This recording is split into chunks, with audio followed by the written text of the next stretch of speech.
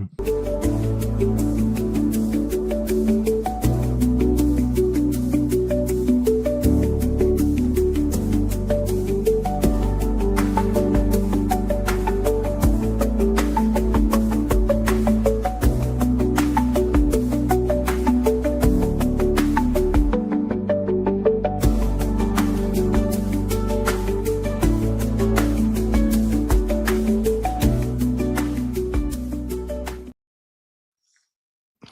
right. Welcome back to the Military Retirement Podcast.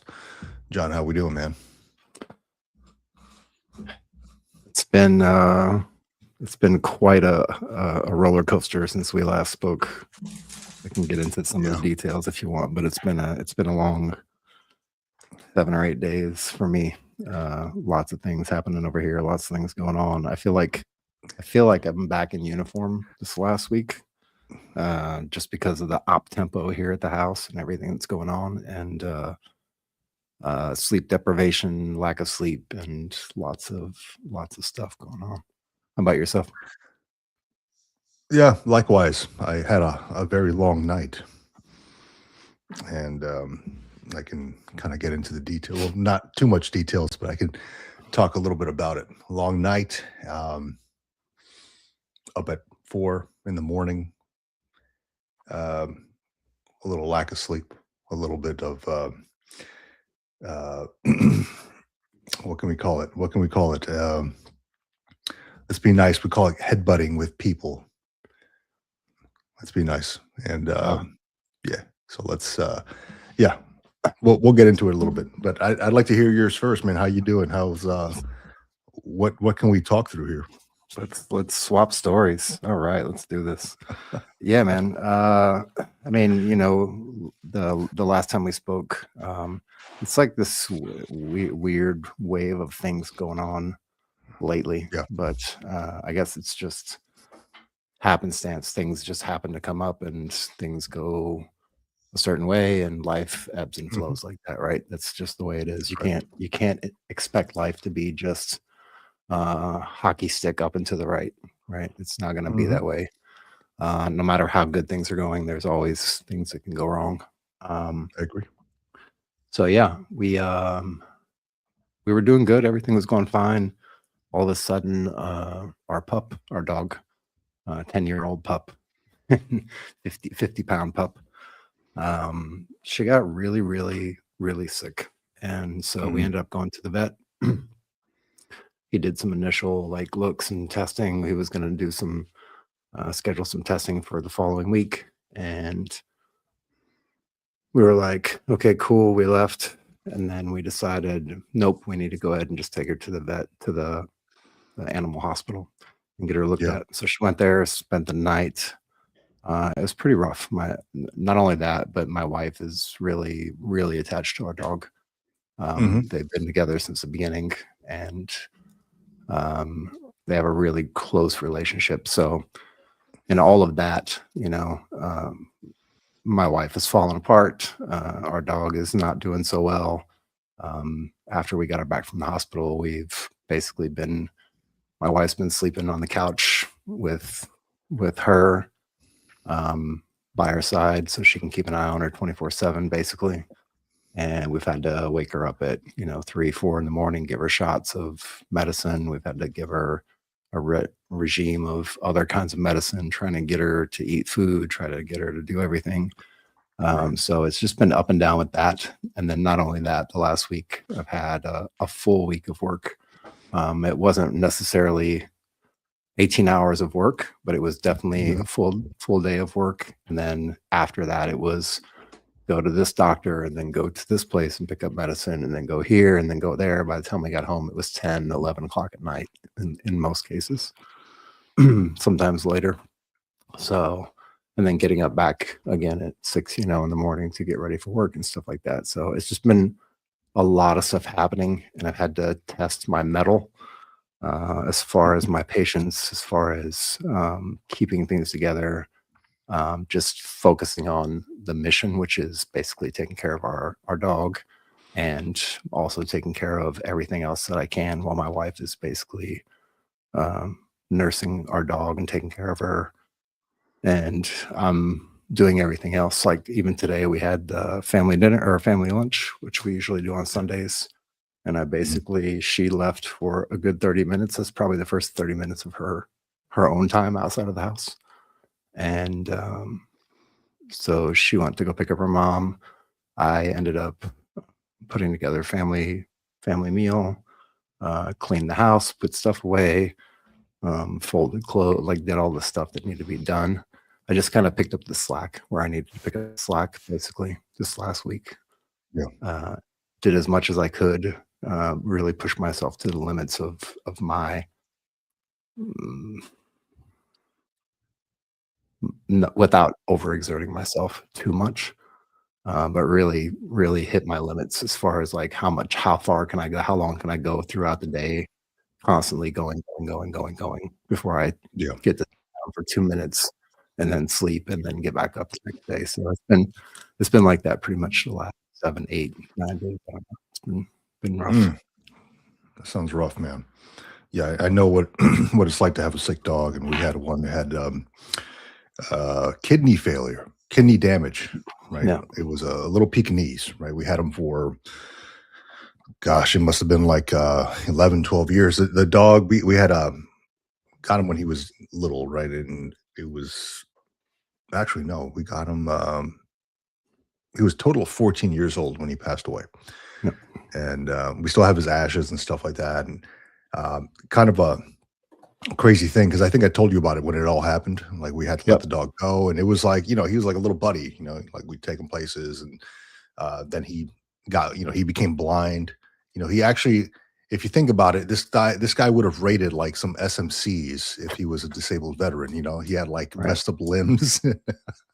Yeah. He was blind and uh, kidney. He'd always like be crying and stuff. And I'm like, damn, this guy. And at one point, he wouldn't be able to walk. He couldn't even lift his own body up. So I'm like, damn, we got to do something about this because he's struggling. Like I either put him out of his misery because he can't even walk anymore. I had to like carry him out so he can just go outside and pee. Yeah. Um, so yeah, we had to make that tough decision, and it was a little rough. That was probably sometime last year. And then the house feels empty after that, right? The house Yeah. feels empty. You're so used to seeing this little brown dog there, and that's why a lot of country music exists because the dog has died, right? Right. Hopefully your dog is not in that position anytime soon. But right afterwards, we were like, man, the house feels empty. Then my wife started looking at other, pets online, and sure enough, we found this Chihuahua pug, which was funny looking enough for me to want to accept it. So I'm like, let's get it. I'm a big fan of pugs, for one, if they didn't have all the nasal problems.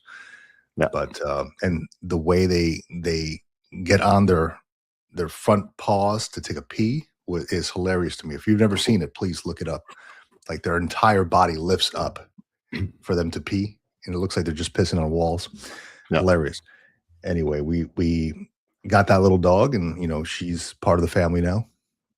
She's well trained. She was a little older when we got her, right, but well trained and all that. So thankful for that. It's funny how a dog, no matter how big or how small, is that circle that completes your family. You know. Yeah. It's you don't realize, I mean, 10 is pretty decent and up there in years, but you don't realize how Mhm. quickly things deteriorate, Yeah, how fast things yeah, fall apart. And so, yeah, it's we're true. definitely nursing her along, and we've talked to a bunch of specialists, and we spent a bunch of money in the last week trying to get doctors involved and get medicine and get all that stuff. And you just don't realize, like, even at some point, I think the doc was like, you know, "Oh, well, she's 10, she's still active, and she's this and that." He was like, "She's got arthritis." And my wife was like, "What? There's no way she's got arthritis." He's like, "Yeah, of course she does. She's Yeah, 10. She's pretty old for a dog." So, you yeah, just don't realize that when you look at them because she's so active. She's such a I'm sure yours was the same way, really just still active till a certain point, and then it starts to yeah, slowly go downhill after that. yeah, yeah. It's I saw it. I saw it every step of the way, and that's where I was like, I had to have an honest conversation with my wife. Like, damn,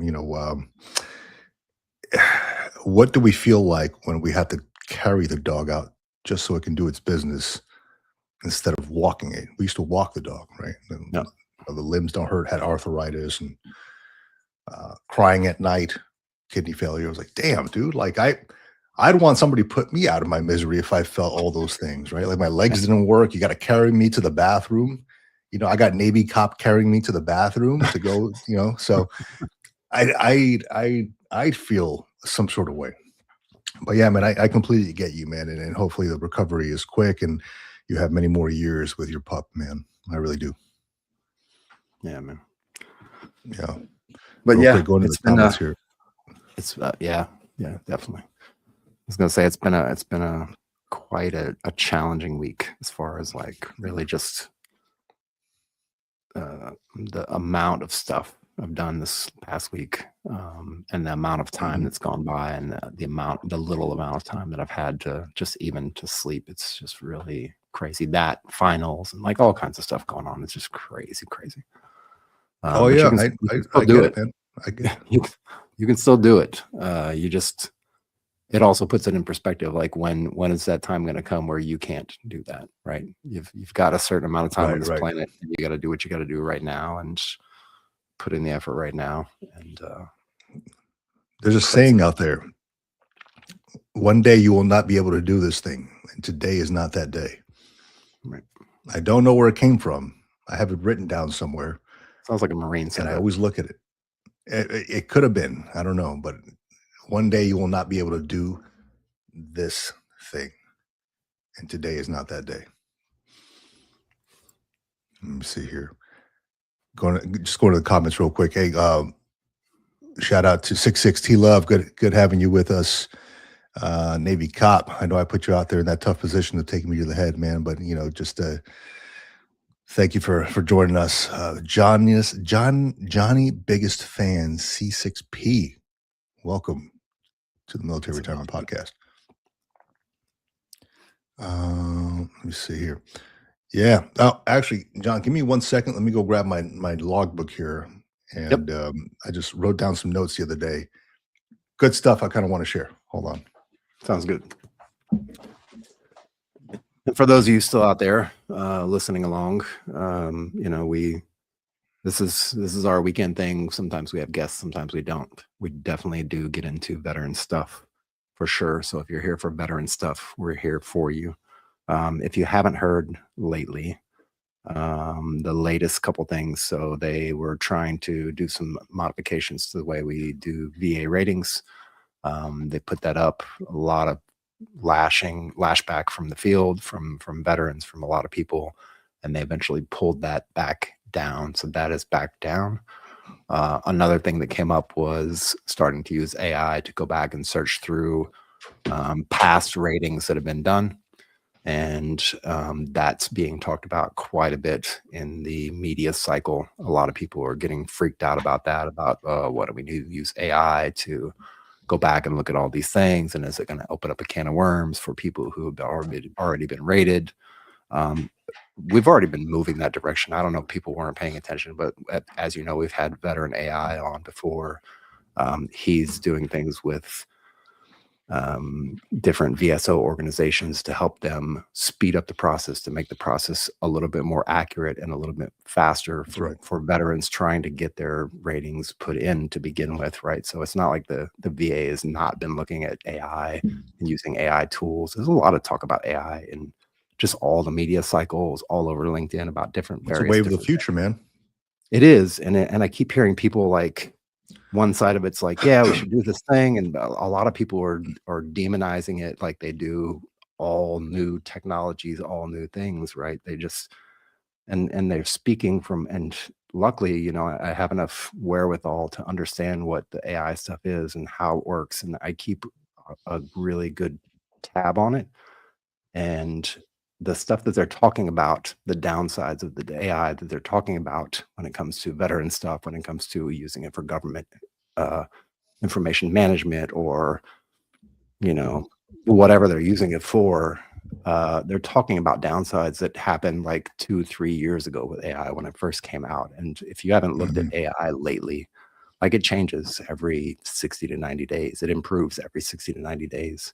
And if you It don't does. believe Yeah. that, like you haven't touched Chat GPT in a while, just turn it back on and look at the 5.4 update and see how much better it is now than it was 2 months ago. Like it's literally changing every 2 to 3 months. And so if you're not staying up to date on that, but then you're commenting and speaking from a place of authority, saying things about how AI is this and AI is that, and it's not going to be able to do this, it's not going to be able to do that. Like you should really, really understand what AI is first before you start speaking. And a lot of people are out there just speaking about the way AI was 2 years ago, 3 years ago. It's sad, but a lot of people are pushing back on those people. So that's good. Yeah, it is AI is very much coming. advanced, and if you haven't done this before, it's pretty eye opening. Open up your Chat GPT if you have it on your phone and have a conversation with it. Like I have conversations with it in Spanish, Yeah, like a and I'm vocal like, hey, conversation. yeah, vocal conversations, and it is very accurate. It's scary accurate to the point where I'm like, this can't be real.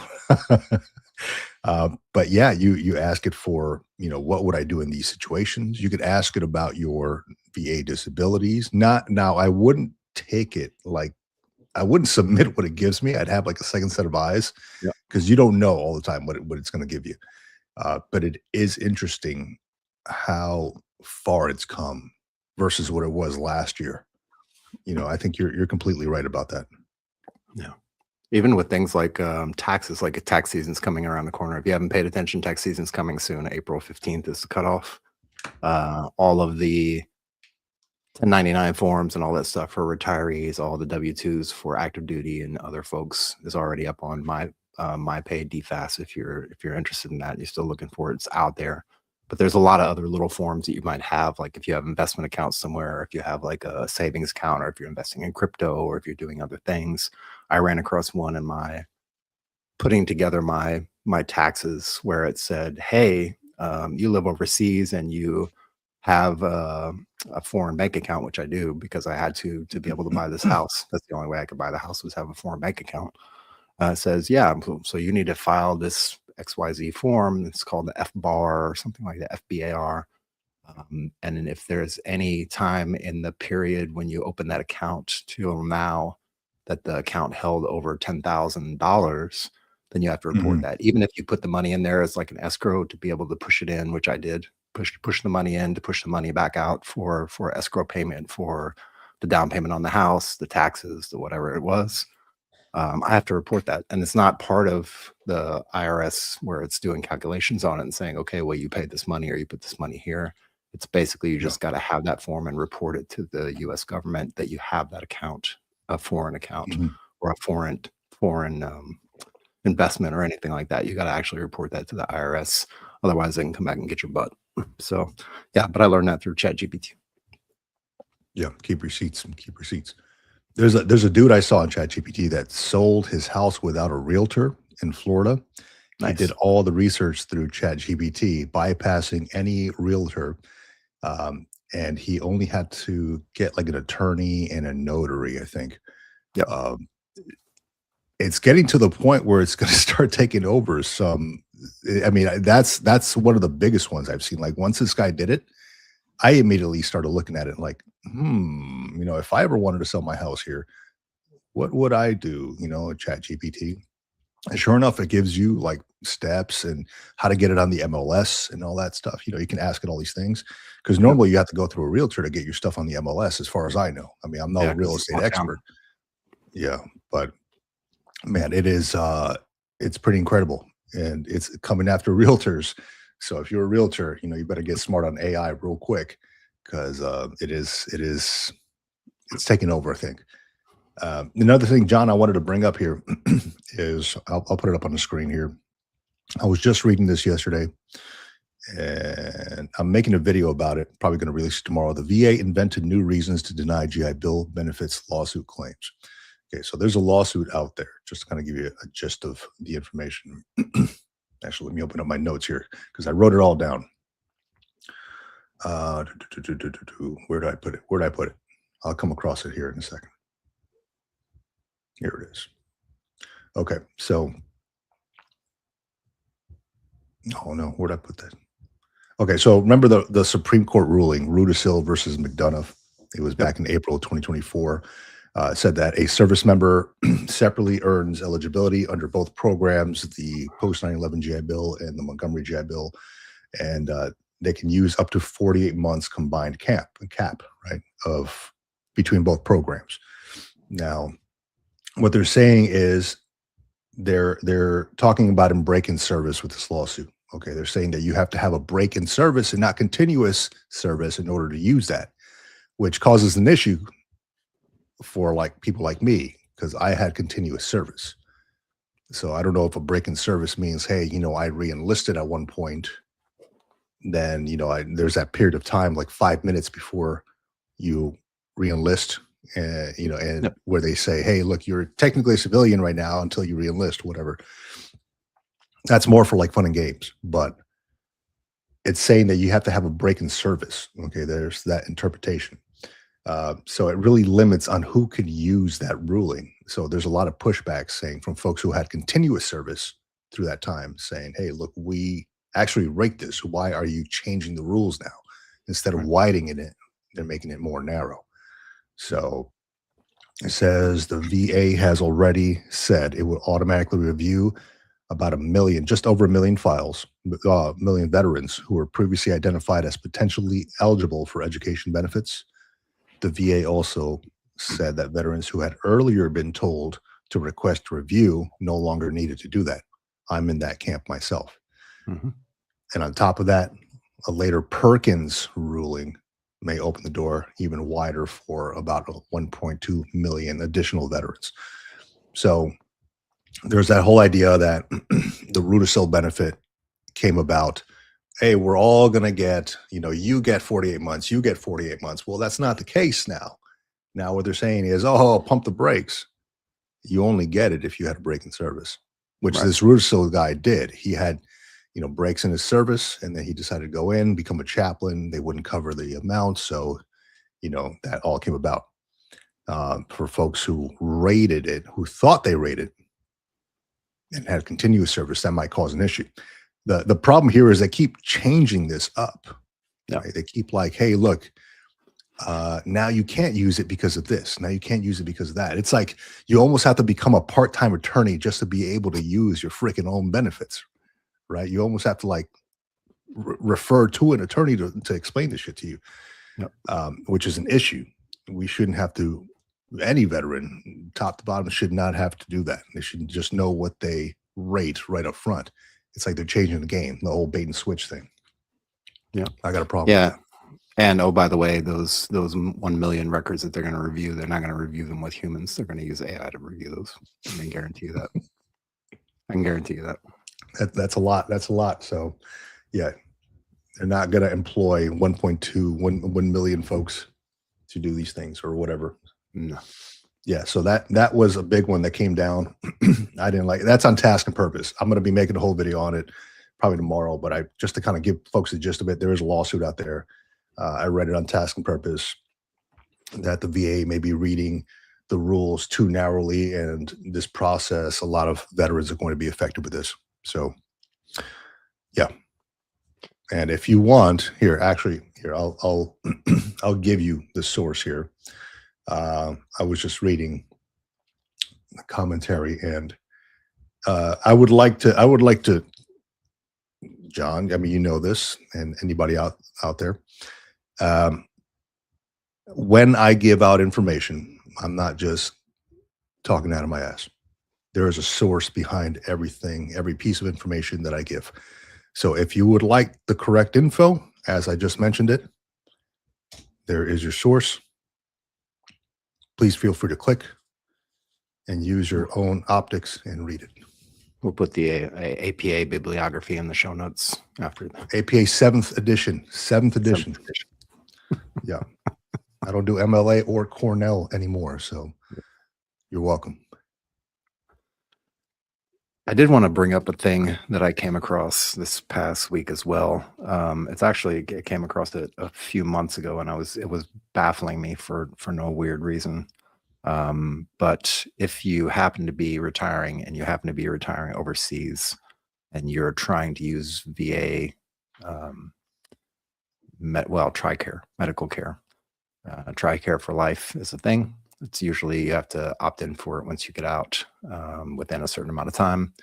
And then they have other options for other TRICARE benefits. If you're trying to add dental on there, if you're trying to do TRICARE or whatever, extended stuff for family, you can do those kind of things. You have to pay for them in a lot of cases. But TRICARE for life is generally a free benefit for retirees getting out of the military. And then, of course, whatever VA compensation you get will allow you to use VA resources as well. Once you get your VA card, you can go to the VA hospitals and stuff like that. But if you live in places overseas that don't have VA hospitals, such as where I live at right now, and you may or may not live near a base that has a base hospital, which you can potentially use as well with TRICARE for life. But one of the things you will not be able to do is get so in a lot of cases overseas, you got to get a what's it called? Not a recommendation, but a referral to go outside of the base for things that the hospital themselves don't actually offer. Or maybe they're just overbooked and they don't have time for it. So they have a network of providers outside of the base where you can go. And those are, in my case, Italian providers. If you're in Germany, it'd be German providers. But those are external entities to the base hospital, and they have authority to report directly back through TRICARE. So what I didn't understand, didn't know until recently when I went to do an MRI and they sent me the bill back and they're like, yeah, we can't reimburse this. You are not covered under TRICARE. And I was like, what does that even mean?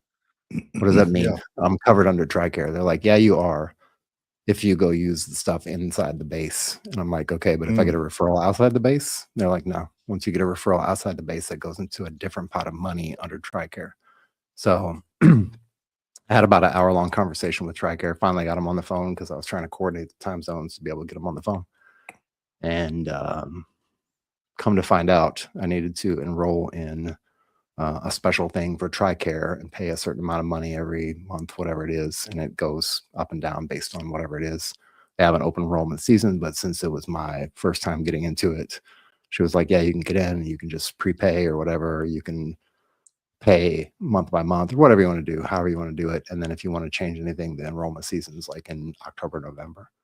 And so I asked about getting a retroactive kind of retroactive induction type thing for the bills that I incurred already. And she was like, nope, if it's not within the last 30 days, then you definitely can't. Like, it usually goes from the time that you start.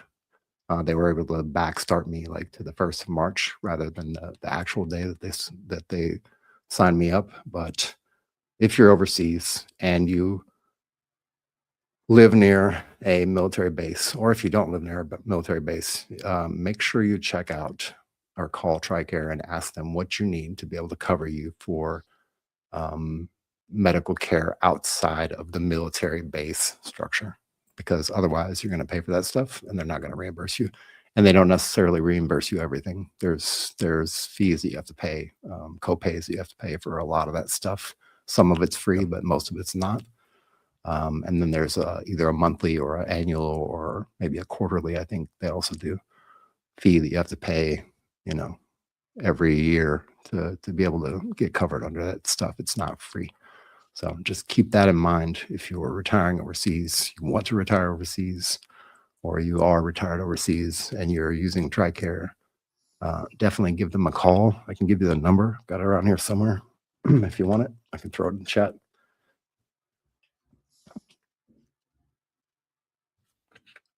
So what I'm doing here is looking for this person on the chat mentioned statement from Kasperowitz claimed that the tool is forward-looking only, meaning that the VA, the claims, the re-DBQ thing, and will not be used to revisit previously finalized and processed DBQs.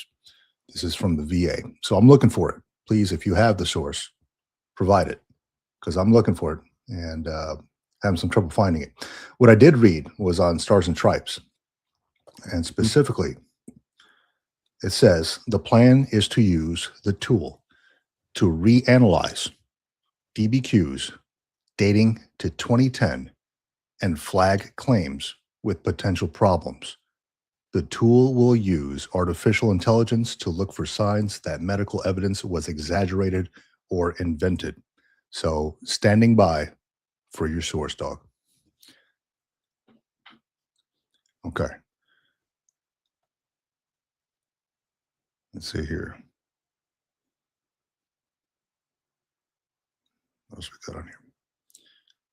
Will there be a TRICARE clinic in Kuwait soon? I don't think so. Good Will question. there be one in Iran soon? I don't know. I don't know. I know lately I've seen a ton of folks from from the Middle East region getting evacuated out from certain places. And I've seen a ton, talked to a ton.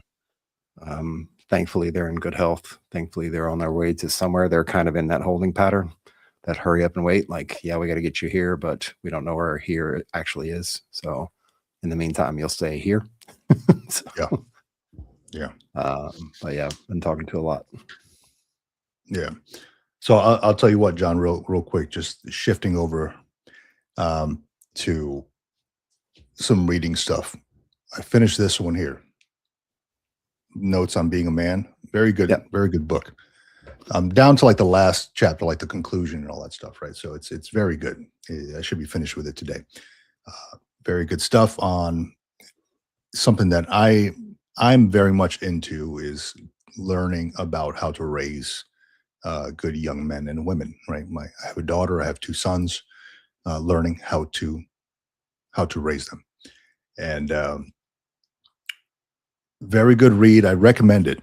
You can pick it up from the library, whatever, buy it, whatever it is. But this guy kind of goes through different levels of, he grew up in money, then he lost a lot of money when he got older, and kind of raising his kids and how, they talk back to him and, he's trying to figure things out with them, how his dad raised him, etc. How the dad's dad, his grandfather, there was a lack of raising for that matter.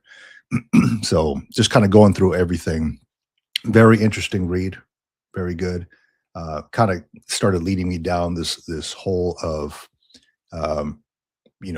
raising young men. My daughter is already a young lady, right? She's in her 20s. So my boys are the ones that I'm looking at because they're the ones that have the most influence right now as far as high school, as far as middle school. So then I do a lot of writing, as we talked about. So I started writing a whole lot about this topic, about things I'm noticing and, people that they're hanging out with. And outside influences that I cannot control while he's at school, while he's out with his friends. He could be doing something, right? So then I went to the bookstore. It was like one of those library bookstores. And I had never heard of this author before. And I picked up this one book, The Way of Men. I don't know if you ever heard of it. And then once I started reading about the author, I'm like, I don't know if this guy's a little sketchy. Right. This guy is one of those toxic masculinity type of dudes, right? And I picked it up without even, I normally don't like to go on Amazon to see what the ratings are or anything like that, because that will skew my view on whether or not I want to get it. And I want to have like a blindly get it and see if I like it legitimately.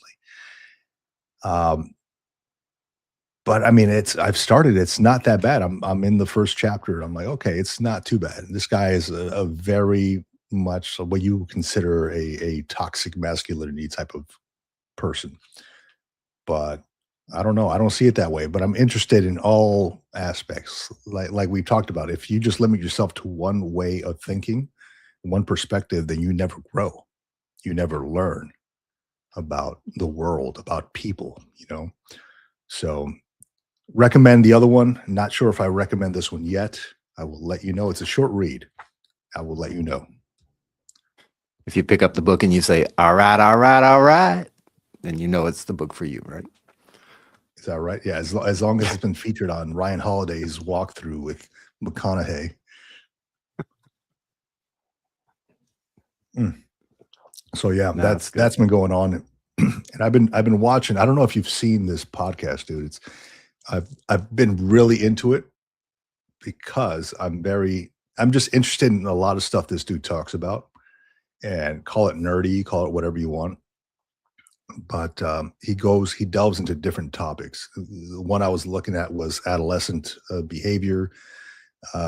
Another one we were talking about was the real effects of war, and it's Neil deGrasse Tyson, right? Yep. It's Star Talk, Star Talk. Freaking phenomenal podcast. The dude is a forward thinker. I love hearing him talk and think, and I like hearing him talk. Right? Talks about his thoughts. One thing that stood out was on graduation day, throwing your hat in the air to celebrate. You don't have to learn anymore. And I was like, why are we celebrating that? And then he had to talk about with another expert about how social media is affecting youth, how now he didn't talk about this directly, but I was doing my own research about how little people read now in school. It's kind of scary, weird. Like you will it's hard to find anybody right now in school who has read a book, a book itself. So that's more so on the parents than it is on the teachers. The teachers can only do so much once the kids are home. That's on the parents.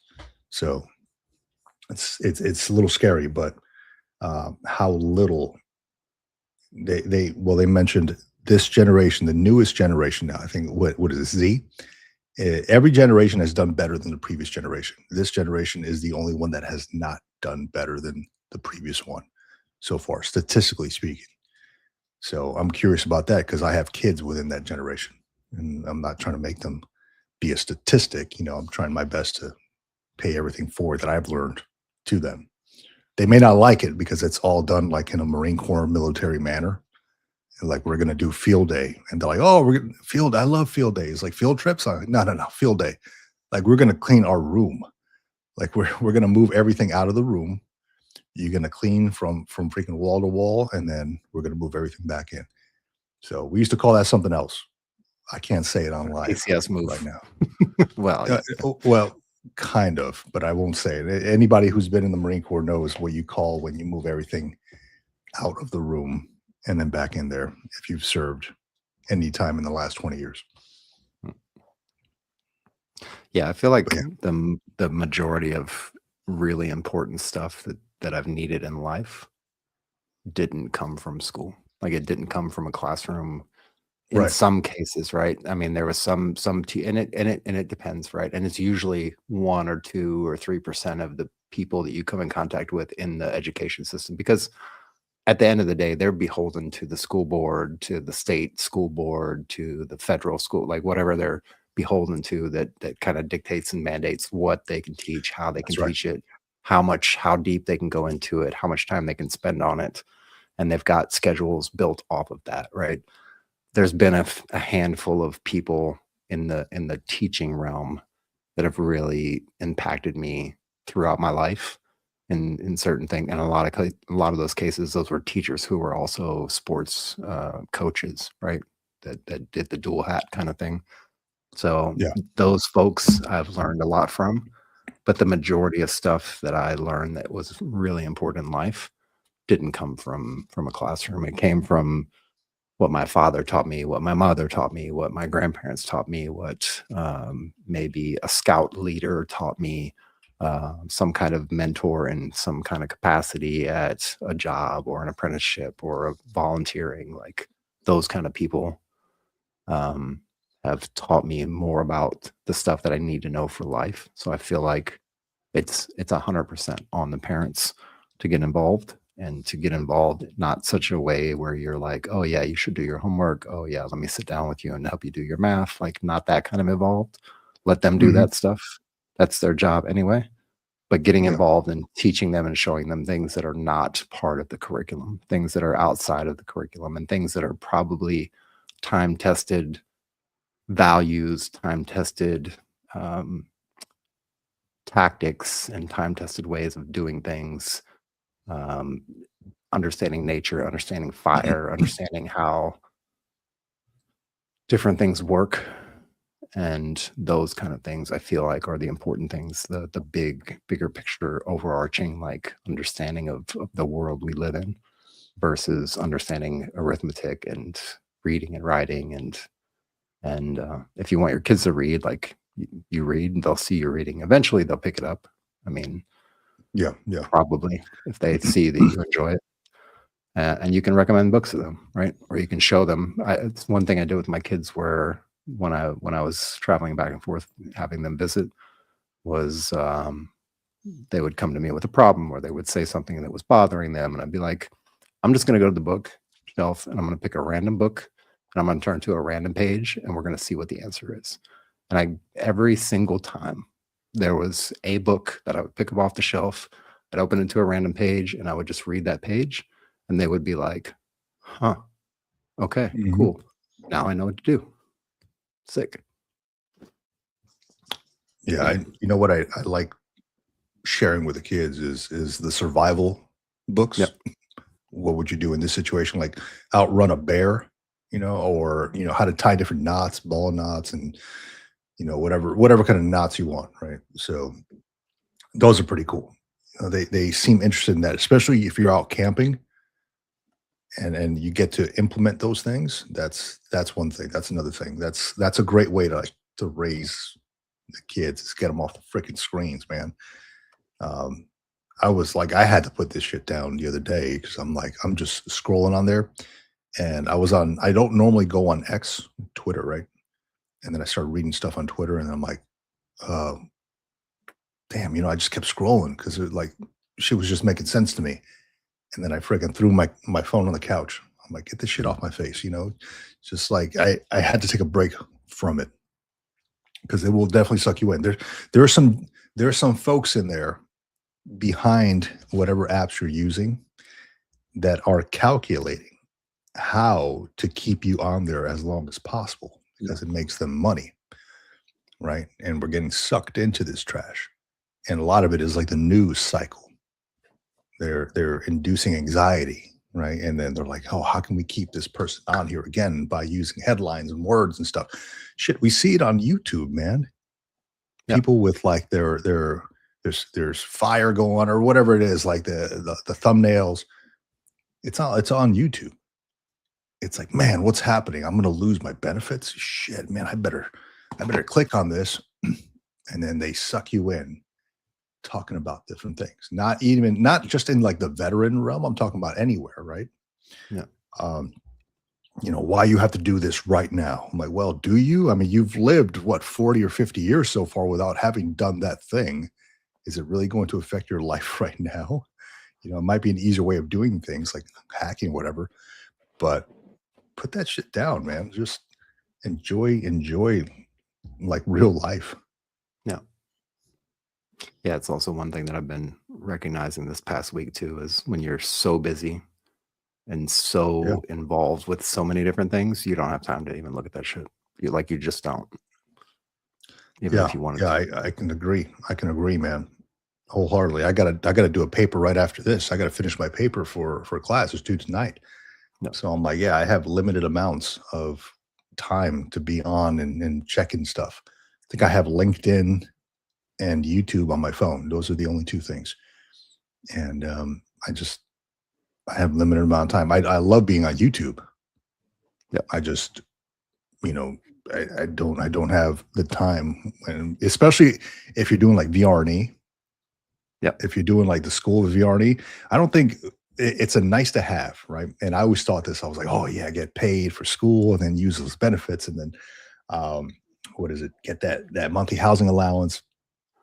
That's like what is it called? That's like the fucking hopes and dreams, right? That's like, it looks great, right? Like the sky is clear. Oh, monthly housing allowance. It looks awesome. Yeah. But then you're in it and you're like, damn, I gotta do work now. I gotta do this, and I gotta manage my time and do things the right way. And because I can't fail the classes. I gotta earn that monthly housing allowance. So it's a whole different animal once you're in the system, once you're doing it. Right? So if you're going to be using GI Bill or VRE, stand by, because you are having to turn on that academia mode and get back into it. It's fun, especially when you're surrounded with like-minded folks who will challenge you. And I think that's a big reason why people don't answer my discussion questions when I post them up, is because for one, it's long as hell because I like doing the research. But for two, I pose questions to the reader. So the people don't like reading that stuff. They're like, yeah, let me just bypass this guy and not answer his questions because they can't post whatever they want. What happens if you fail a course while using VRNE? That I know of, nothing. That I know of. There's nothing written in there that I've looked it up before. This was before they did the whole update thing when I first started looking it up. I just think that you just go to the class again. You can go to the class again. Let's actually, while we're talking, let's look it up right now. I'm doing that right now. Okay, are you? All right, good. Sergeant Stacking, great question, man. Great question. Something I probably should have covered in my VRNE video that I put up there. Yeah. Brian Hahn said it right. Put your phone down and go have lunch with a friend, lol. I don't know why I read that all as one thing instead of ... lol, but hey, Vic, what's up, man? What's up, Brian? How you doing, man? Yeah, it is good. There is in the end of this book that was it Notes on Being a Man. There is a part where he talks about lessons to his kids, to his sons. And he says that nothing can substitute human connection. Go out there and actually talk to people, not online, actually go out and talk to people face to face and make that connection. Nothing can substitute that. And I wholeheartedly agree with that. Like it's great talking online. Don't get me wrong. You get to connect with a lot of people. I'm connecting with folks behind a chat. That's cool. I appreciate that. They're here. We're having that time together, some coffee and stuff. But when it comes to like maybe sitting around the round table or a long table and just sharing some laughs, seeing people in the face, like eye to eye, shaking hands, there's no substitute for that. There's none. One day we will do some kind of a meetup and have everybody here. Yeah, that'd be cool. We could actually set one up for when the hell am I going to be there? Oh, damn, I'm going to be trying to set it up. No, I'm just saying. I was letting you know that I was going to be in Vegas either way. So I don't know if I want to put that out there. But looking at this, if you go to going back to the question real quick, nova.ebenefits.va.gov 7.13 alpha. I need to bring this up on screen, huh?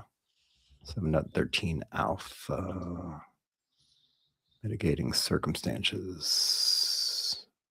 Okay, let me put this on the screen real quick. So basically, what I believe, it's definitely more lenient than the GI Bill, because the GI Bill, I think they make you pay them back the money or something like that for the class. Mm-hmm. So let me put that on the screen. Put that on the screen. Go computer, you can do it. All right, so 17. Sorry. Let me zoom in. Can I zoom in? Is that possible? Okay. Mitigating circumstances. This is under. So just to be clear, this is under. Oh God. Hold on, my computer is acting stupid today. Can I just go to the top? Maybe not. It's basically under M28 tax C, I believe, is what this is. M28 tax C. Yeah. So 713 alpha, I believe, is where you need to take a look. And you could actually browse through this whole thing. But 713 alpha should be where you need to go. And I'm trying to get back there now that I've scrolled all over the place. That should give you the information that you need. But basically, they're pretty a lot more lenient than the GI Bill, because I think the GI Bill makes you repay the stuff back. I think what you have to do is immediately contact your VRC, which is your veteran readiness counselor, and talk with them. And then you guys will come up with a plan to either retake the class or readjust. And also depending on if it was like a medical thing that happened, why you had to drop the class. If you can drop the class, by all means, drop the class first. If you can't and you push through the class, even though you've got some mitigating circumstances, then you just need to let your VRC know, and then they'll set up a way to help you through that. So this mitigating circumstances or conditions beyond claimant's control, which prevent continuous pursuit of his or her own training program. When a claimant reduces his or her training rate or withdraws completely from training, VRC or VRS must assist the claimant to resolve difficulties and avoid overpayments of the program. Interruption. VRC, VRS must determine whether mitigating circumstances exist when a claimant reduces withdrawals completely from the training. And then it goes into some of the details about developing evidence for mitigating circumstances, 38 CFR 21.4136. And then the deadline for submission of mitigating circumstances changed October 1st, 2020. So yeah, just go, I'll throw the link in the chat, but you can just go on there and look through there, and that should give you the answer you're looking for. But I believe it's basically comes down to contact your VRC and let them know what's going on, and then they will see about assisting you the best way they can. The VRNE folks, the counselors and the service reps there are really, really, really good at what they do. And in most of the cases that I've experienced, at least, and I think Vic, you've experienced a mixed bag of things, but generally they're there to help you, especially once you're already enrolled in the program, and they will do everything that they can to take care of what you need to get taken care of. Yeah. So that's one thing my counselor he mentioned from the beginning, like, hey, look, if you're having any issues with your class, let me know. Let me know ahead of time, because they can adjust. They can help you out. Even when, like, the day before I was in start class, I was like, hey, look, I may not be able to start because I had this. And I was like, or I'm sorry, it was the day of class, And he's like, oh, just let me know, like, we can adjust. And I'm thinking, like, damn, I got to show up because they might have already paid for the class, right? Because I mean, I had to go to class, right? No, it was fine. Because if there's any kind of mental health issue or some kind of emergency, they're going to help you out. So just know that they're there to help you out. So as long as you have some kind of communication with them. Yeah, especially if it's related to your VA ratings in any way, shape, or form. And like me, I had to take a month or two off, and I let my VRC know. I was like, look, I got to take a break for a minute. I got a bunch of stuff going on in life. And he was like, yeah, cool. Just take a step back. It's not a big deal. You've got 4 years to complete this. You got plenty of time. So just take the time you need. You won't be getting the money for the subsistence allowance and all that stuff. But whenever you're ready to jump back into school, just let me know. And then we'll get the paperwork started and get you back in class. So easy peasy. I like that. They don't exacerbate the anxiety of potentially failing a class. Because I mean, if you might take a class that like really sucks and like you don't know much about it. I've taken classes like that, and it's like, damn, did I sign up for the right thing? Like, I don't know anything about what they're talking. The first day I went into class here, this class, they were talking about the last weeks, like the actual final project. And I walked into class a little late because I was having that issue, right, where I might have had to leave class. So I walked in a little late. While they were like maybe 40 minutes late or something like that, 30 minutes late, and they were already like in mid talk, and they were talking about, I don't know what the hell they were talking. They were just like speaking about a subject, and I'm like, shit, and I raised my hand real quick, and I'm like, hey, professor, I mean, I know I came in late, and my apologies to you in the class. I'm a little lost on what we're talking about. He's like, all right, yeah, just keep up. Come see me after class. And he gave me like a quick synopsis of what he was talking about. We're talking about the last week's project, the final week's project. I'm like, oh, no crap. All right. No wonder. I had no freaking clue what he was talking about. And immediately I thought, am I in over my head here? He was talking about adolescent behavior and drug abuse and this and that, because the class is drug abuse in America. It's Okay. part of the human behavioral psychology curriculum. And immediately I'm like, damn, oh, I was completely lost. So don't, ask questions. Don't feel like you're lost. Right. But if you are, get with your VRD counselor and they can help you out. That's what they're there for. Good stuff. Miss any comments. Nope. And 2 degree. Oh wait, what's this one? Oh yeah. So we're just stacking. Our 2 degrees is GI Bill, one in forensics and the other in electronic engineering. Both got 3.87 GPA and higher. I'm not a total dummy, but failing in class is always a fear. Yeah, it's definitely a fear. I mean, I think one of the classes that I took, I actually got a D in, so it was still passing, but it was like a really horrible grade. I wasn't fully understanding the rubric for the material and the work that I was doing. I wasn't fully grasping the rubric. And for that reason, that and procrastination and being a lazy bastard in a lot of cases. Yeah. So hey, I will say this though, as they are coming out with all these different things on specifically like cutting that or implementing new language into this whole Rudisill Act, with the break-in service. If you haven't already done so, sign up for your VRNE. Use that benefit. It's too good of a benefit not to use it. If you have been denied, appeal that thing or re-sign up again. Again, it's too good of a benefit to let it pass by. And I have to believe, and this, again, it's not written anywhere. This is just the warm and fuzzy, or not the warm and fuzzy, but the gut feeling that I'm getting is that it's going to go away. They're going to look at different services like, hey, where are we paying veterans and what are we paying them with? They're going to look at that at some point in time. So utilize it now.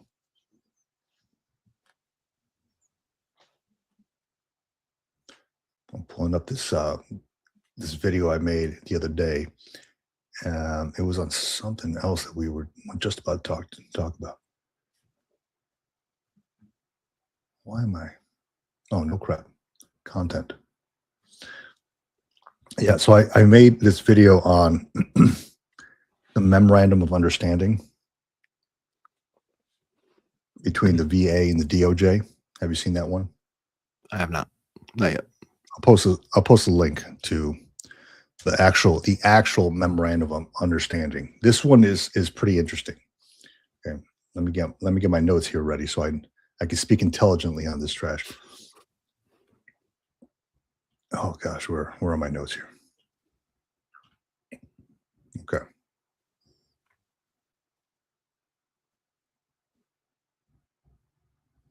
It's coming. It's coming. Okay, a memorandum of understanding between the Department of Veterans Affairs, the VA, and the DOJ. An agreement that allows the DOJ to appoint VA attorneys as special assistant U.S. attorneys, which are normally known as SAUSAs. They can go into a state court and initiate or participate in guardianship or conservatorship cases against veterans or for certain veterans. These are veterans who VA clinicians say cannot make informed medical decisions and who do not have a family member or legal representative available to do it for them. The government says that this is about helping vulnerable vets get the care they need and move through post-acute transitions instead of being stuck in the hospital. Okay, and that's a real issue, right? It really is. Like if you look at photos of like homeless people around different areas, homeless vets. I mean, there's a lot of them here in California. Homeless veterans. Some of them are like fighting, mental stuff, cognitive impairment, stuff like that. But there's some issues with how that is going. Like when I read through the MOU and I shared the MOU on there, there's a couple things that stood out to me. It talks about before anything is released, well, rather things do not get released, like statistics and stuff like that. Information needs to stay confidential. This is part of the agreement between the DOJ and the VA. Information stays confidential. Public statements need to go and be vetted before they get released. Appointments can be modified or revoked by the DOJ, and they don't cover anything about independent counsel for the veteran, requirement or exhaust less restrictive alternatives. They haven't talked about less restrictive alternatives in there. They haven't talked about supporting decision making, public reporting, independent oversight, things like that. So a lot of the stuff is buried. There's a whole lot of questions as I went through the MOU. You can read it for yourself. I mean, I put the link on there. It just seems like instead of supporting vets and what is a facade of, hey, we're supporting veterans, they're actually trying to have legal control over these folks. At least that's my take on it. Read it for yourself. Have your own opinion on it. Please let us know what your opinion is, because everybody has their own stuff. But I was just kind of trying to cut through all the legal language here and just give it to folks straight from my perspective. So yeah, I made the video on it a couple days ago, kind of talking about it, giving my opinion on what exactly I read and what it's missing. Curious to hear after you read it what some folks out there think about this thing themselves. Yeah, there's so much stuff going on out there with all this different things, It is. and it seems like it's happening a lot faster and a lot more often lately, especially with the VA, especially since the new administration took over, the new VA secretary took over. A lot of things are moving really, really fast. I've noticed also recently that the Department of War secretary has been putting out some content on different social media channels, and it's like night and day versus what the VA is too. The VA, ever since the VA secretary took over for this term, has been night and day from what we've seen in the past. Like up to this point, it's been their social media, and they're like they have a podcast that they do, but they also have different clips and stuff like that they put out.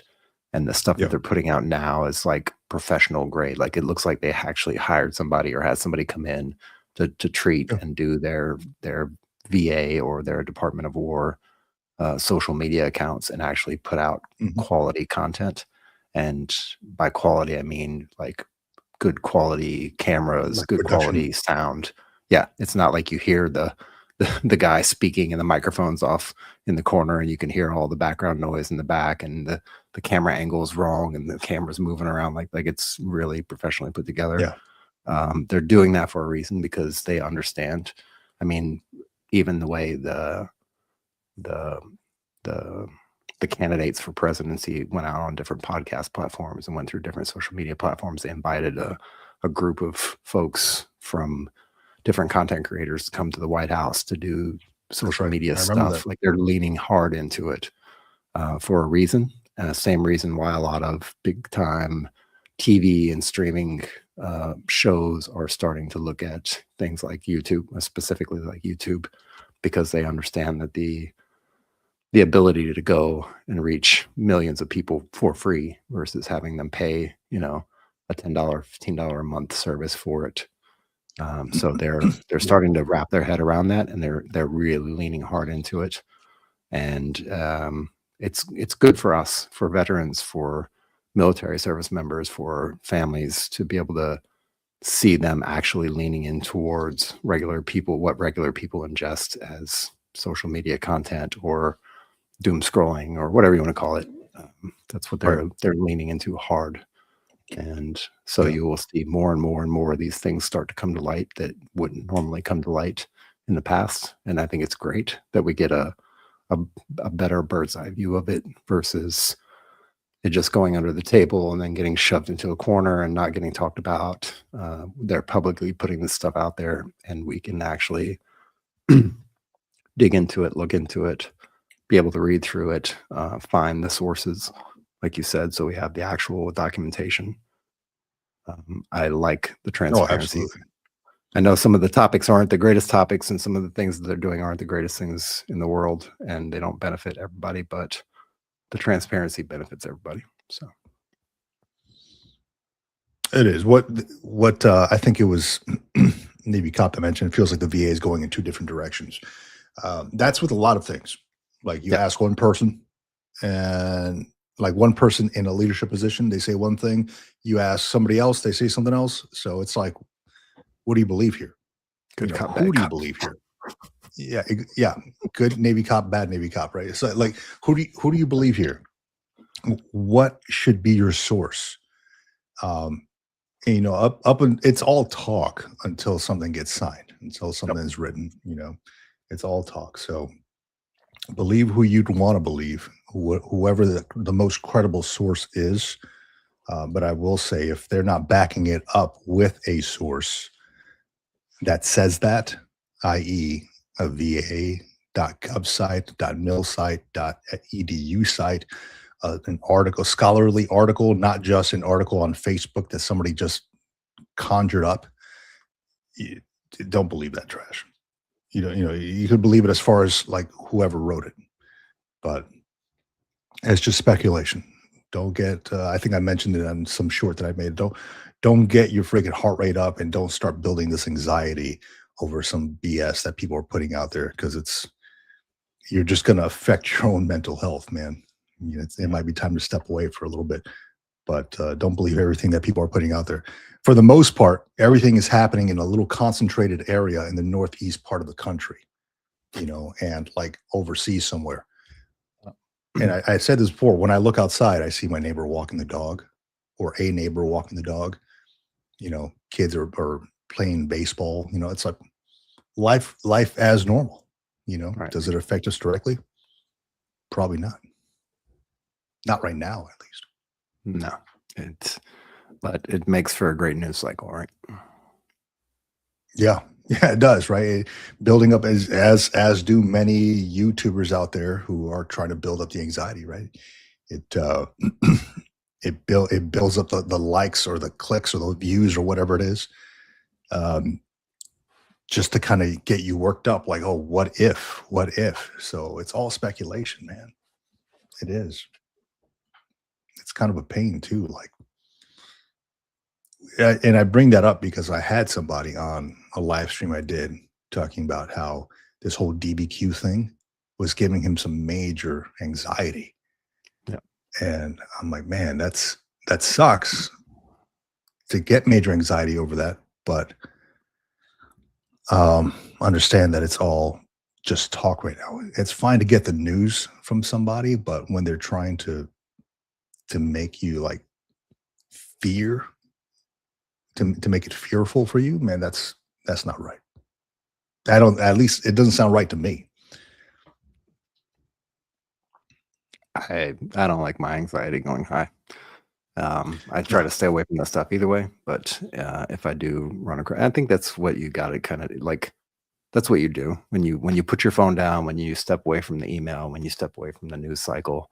You're actually Yeah. training yourself to um, take a step back whenever you see that kind of stuff coming up, especially if it says breaking news or exclusive, blah blah blah. Like Yes. there's ways that you'll understand and identify the stuff, and the more you pay attention to that, the more you can start to like back away from it and stop paying attention to it. Even when Yeah. it's directly in your face, even when somebody's like confronting you face to face about it, um, you, you don't have to get worked up over that stuff. There's enough things to get worked up over, and that's the news cycle is not one of them. And people spinning about what could potentially happen. All right. So what's this guy's name? GMD 5911. I got the article pulled up now. I mean, I'm trying to do like two things at one time. So I want to read your thing, man. But if my eyes can go like this, like a pug, and read both things, like look at the camera and then look at the article, I will. But we'll see. I'll see what happens here. But I appreciate you helping to educate the community, man. Like sending me the article. Yeah. Thank you for that. Thank you for that. Um, if I don't know something and I'm giving you information that maybe is outdated or something, hey, send me the thing. What is it? info@militaryretirementpodcast.com. Send it to us and I'll review it. I'm all about, going straight to the source. As long as we can do in-text citations and APA 7th edition format citations, then we're good to go. So that's a little VRNE college humor. It didn't land. Dark college humor. Yeah. Oh, speaking of dark stuff, man, it was it's watching that Star Talk podcast. This guy mentioned his meaning of life. This guy Neil Tyson deGrasse, and I'm a big fan of this guy because I enjoy how he talks and how he explains things, and he's so what's the word? He's so involved in what he does, right, and in the topics. And one of them was his goal as he gets older is to make every day worth it. Every day I'm alive, I'm one day closer to death. And I'm like, okay, well, yeah, that's true. It makes sense. So what are you doing? Are you just sitting at home? Are you like making every day worth it? And it made me take a step back and think about it. Like, as I'm watching this right now, what am I doing? I think I made myself a ham and cheese sandwich, and I'm sitting there on the couch watching this as he's talking. And then afterwards, I'm like, okay, well, let me go outside real quick, and then let me go in the garage and like fix my garage or something. Like, let me do something that makes my day worth it instead of just lounging around on whatever day. Don't get me wrong, lounging around is okay, but me personally, I felt like I had to give some meaning to my day. Totally recommend that podcast, man. You've seen it before, right? He's got a YouTube channel, all that. I just watched an episode of his Star Talk stuff this morning, talking about I think you mentioned it, war and like the effects of war and how wars are started and why everything happens. He takes it from the time that you have like a rock, fisticuffs, right? From the time like fist, hand-to-hand combat to and then you have a bow and arrow, then you have a musket, and then you have automatic machine guns, and it moves up to these big guns on the boats, on the ships, and then these bombs, and then the atom bomb, and then nuclear, and they dissects the fission and all that. It's very interesting the way he takes it.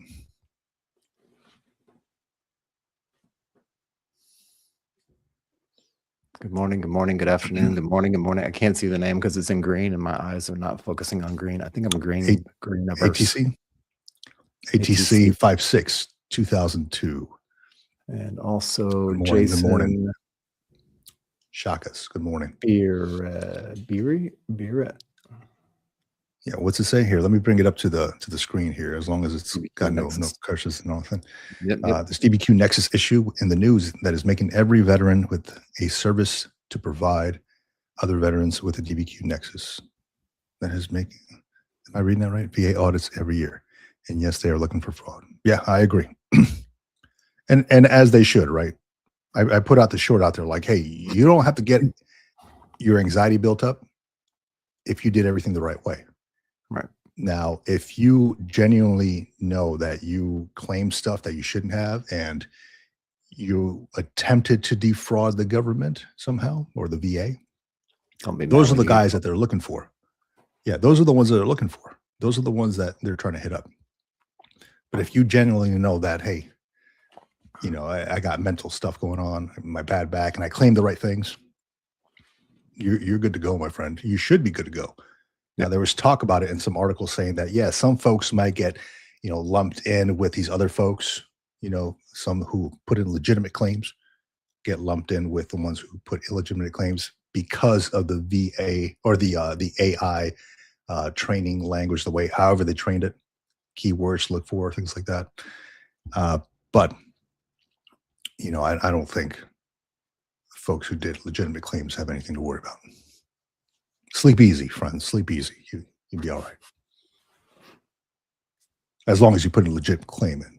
If you didn't, don't and it might not even be on you. It might be on the VSO that put in or did, got the DBQ put together or whatever. However it worked out. Like if it's a DBQ from a questionable source and it happens to fall under that search term, it might not even be your fault. It might just be poor choice of DBQ provider or poor choice of VSO in that case.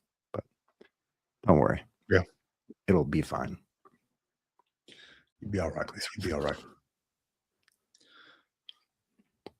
That's in our inbox. Dude, I'm trying to, man. I got my pug eyes. One going this way, one going that way. I promise. I got my left brain reading the article. I got my right over brain there breathing hard. GMD's freaking fucking turned into the Hulk over here behind the screen. I'm about to. I hope you send it to the email. I got it here. I got it open here, man. Yeah. VA responds to worries about new focus on telltale signs of fraud. While let me take a look at it real quick, and then while we look at the comments here. Look at adding that variance claims will be reduced or denied because of this. Okay, so the subtitle here says VA officials said it will look for patterns that identify fraud, adding that no veterans claims or benefits will be reduced or denied because of this effort. Let's see here.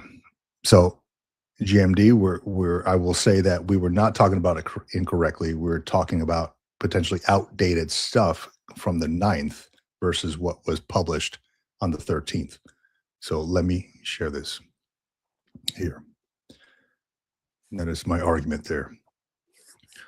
Let me see. Department of VA officials say that they're developing a tool to scan documents veterans submit to prove that they qualify for disability compensation for telltale signs of fraud.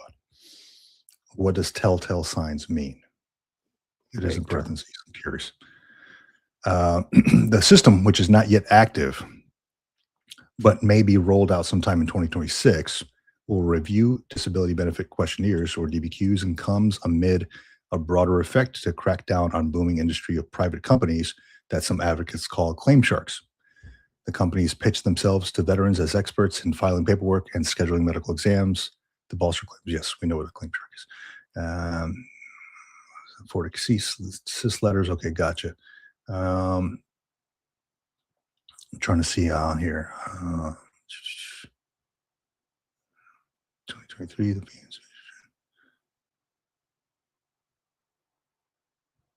claim sharks will do is spend. Do I think it's a bad idea? Quite honestly, I think it might show that the prevalence of this issue with the DBQ fraud. What claim sharks will do is that spend a lot of money on social media advertisements to screw up Google's algorithm so that when a veteran types, I need a veteran advocate, they'll be the first one that pops up. Okay, gotcha.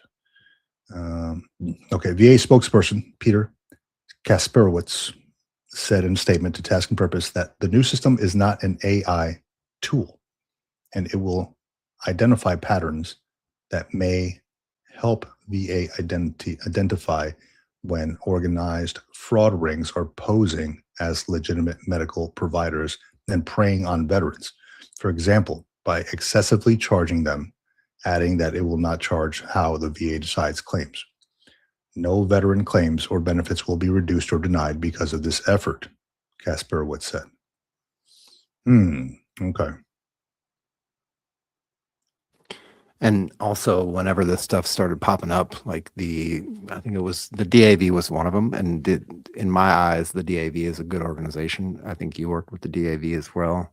I did your BDD process. So I actually think the DAV is a solid organization. I just don't like the fact that they're pushing back on VA doing due diligence on their own documentation for whatever various reasons, whether it's like, we don't expose people's private information. Like that's I don't feel like that's what's going to happen. I don't know for sure if that's going to happen or not, but I don't feel like that's the purpose of this. And it sounds like the more and more we look into this, the more and more it sounds like they're trying to figure out and identify and pinpoint what potential organizations are out there doing these kind of scammy things to put in VA claims, and maybe go after them, or at least have a foothold to stand on when they actually go back and say, okay, look, if you're filing through XYZ company, we're not going to accept your claim, just point blank, just because of the fact that they're charging you a certain amount of money, that they're doing this, that their business practices are very sketchy, and they're doing sketchy things when they're putting your VA claims in. I think that's what I'm hearing and what I'm listening to and what I'm reading. Yeah. And I'll bring this back up here really quick. How do I add this to the stage? I was talking about telltale signs, right? What does that mean? Right. And so they kind of talk about it here. Smith told lawmakers that the VA has determined telltale signs which indicate if a DBQ is potentially fraudulent or has been altered, like required information in the signature block is missing, or the examiner's address is over 100 miles from where the veteran lives. But Tangent said the tool flagging for distance could be problematic. With a bunch of the dire understaffing that we have in mental health providers, a lot of mental health companies do telehealth appointments. You have a veteran who has a post-traumatic stress, who decides, I want to use an outside provider. I found a great company that can help me. And they start using this provider that might be, let's say San Antonio, Texas, and they live in St. Paul, Minnesota. So I think that's where the 100-mile distance comes into play, right? Mm-hmm. Smith told Congress that the VA's Power BI tool, Power BI, would be ready to use this year and will be able to analyze a little over 100 million or 8 million public-facing DBQs that have been scanned going all the way back to 2010. Okay, so that answers the question definitively for me. If they're using Power BI, that means they're using a tool that's built into their Microsoft stack, that's built into their VA Windows build that they use on their machines at the VA, because we use similar tools and Power BI and stuff like that within organizations and stuff that we use. So that right there tells me, okay, it may be AI assisted, but Power BI is not a AI tool. And it's kind of baked into their office. So they're basically taking a bunch of spreadsheets of information or data, and they're pushing it through Power BI and trying to sort and sift through that data based on some query strings in Power BI to be able to give them a chart or some kind of graph that shows them this is this, this is this, this is that. So that for sure means it's not necessarily AI, because AI for me would be using the Gen AI or ChatGPT, like whatever it happens to be, or if they built their own AI tool, that's not an AI tool that they built. That's a Microsoft product. So I did want to jump in here real quick. Cool. Hey, GMD, since you do work at the VA, if you're interested in coming on the show and chatting with us, I mean, we could probably send you a link right now, but I don't know if we got enough time for all that. But if you are interested in coming and chatting with us on the show, it sounds like you've got a pretty good, solid understanding of what's going on. And I do appreciate the link too, man. Yeah, thank you for that. It really helps clear things up. So good stuff, man. Good on you. Yeah, if you're interested and you want to come and hang out with us on the show, just send us an email at info@militaryretirementpodcast.com, and we'll set it up, man. It sounds like you got a lot to say, and we would love to pick your brain and also just chat with you and meet with you. And it's nice to interact with folks, not just in the chat. You work at the VA, but I'm curious what your job is at the VA, because I mean, if you're like the janitor at the VA, and the janitor might know more than everybody else. There you go. I'm not doxing myself with this administration. I get that. All good. Yep, all good. Yeah, I mean, you don't have to hang out on our chat, man. Yeah, you don't have to turn on your camera, Well, and you can use those voice masking things to make you sound like Darth Vader. So it's all good. okay, he's a Raider. Okay, good. Awesome, man. So I'm sure he listens to the what's the other guy? Raider HQ. You know, Yep, he's probably. I was just on his live stream yesterday. Good stuff, man. I like Raider. Yeah, a lot of good questions, man. A lot of good info. Things that had made me think. Oh yeah, my dad was a janitor at the VA. He says, "Hey, nothing wrong with that, man. There you go.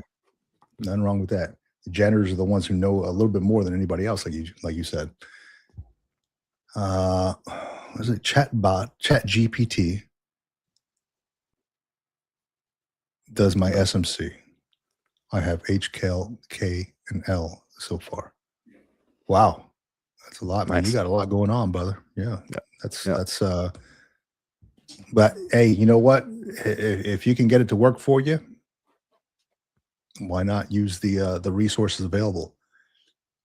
I think I mentioned to you, and I mentioned a couple times that when I was going through the retirement process from the Marine Corps, that company, I can't even remember the name of this claim shark company. They got a hold of me and wanted to charge. They were like, "Hey, yeah, we can help you go from 50% to 100%," which was my first like red flag of like, how can they guarantee the 100% without even knowing what I have, right? How can they guarantee that?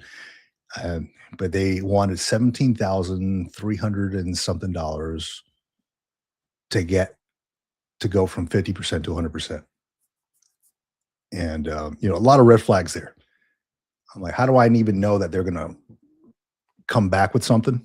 You know, not run away. You know, there was a lot of trust that I would have had to have with these folks should I have gone with them, which I didn't have. You know, I didn't have the warm and fuzzy per se.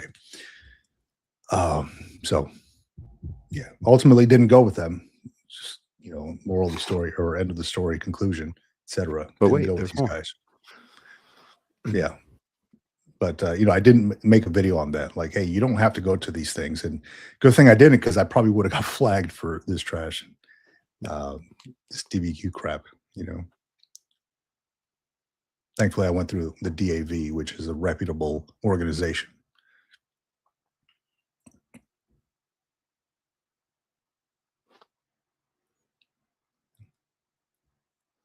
Yeah, a lot of them are or not. I see that Navy cop, your comment there. Projector. If BDD never use a company, yeah, I agree. Yeah, you don't need one. I did my BDD and went through the DAV. Conveniently, they were located on the base as well. So it was like I would just have to go to the next building over at the base, and with all my medical records, everything was like right there on base, and got all my stuff.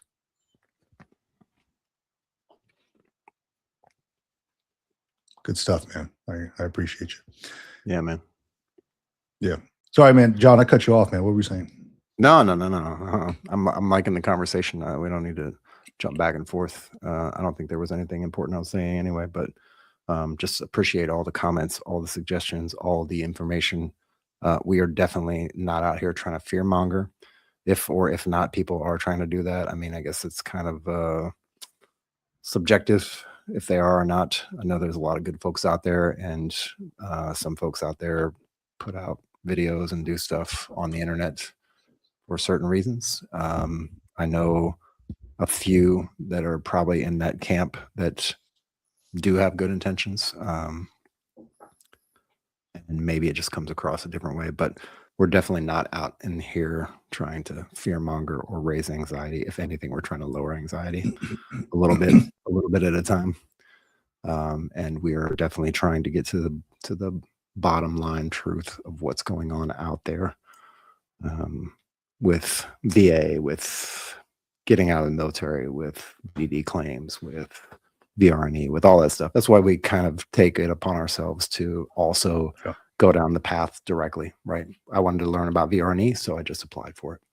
Vic wanted to know more about VRNE, so he applied for it. You know, we just we test it out, even if it costs us a little bit of money. I've actually reached out to a couple claims people and did a little bit of payments for things just to see what they give me, just to experiment, to see what they give me back. Not that I'm looking to get a return on it, or I'm going to take their stuff and use it, but I just want to know what it's like on the front lines.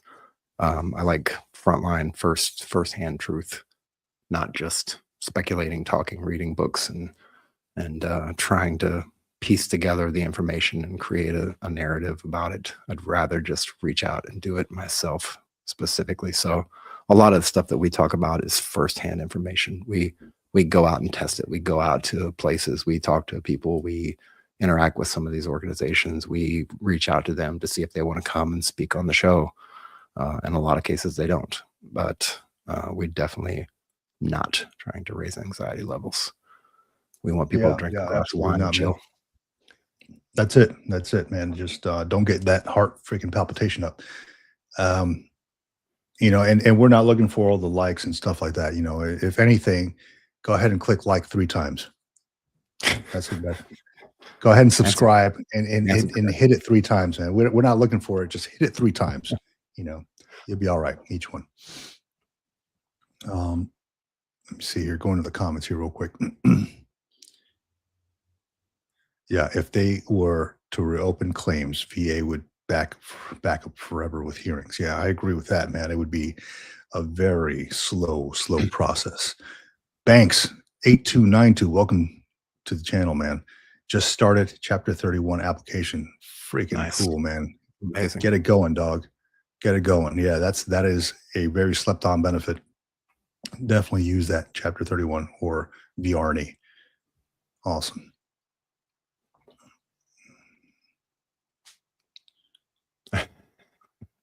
Let's say it helps when you don't work for a sponsor or sponsor a claim company, which you don't. The fear mongering is a bit of a business tactic, though not the way I would do it. It is a business tactic. It gets you involved, right? I mean, that's how news channels work. Yep. You know, it gets you watching. It gets the ratings up, gets you involved.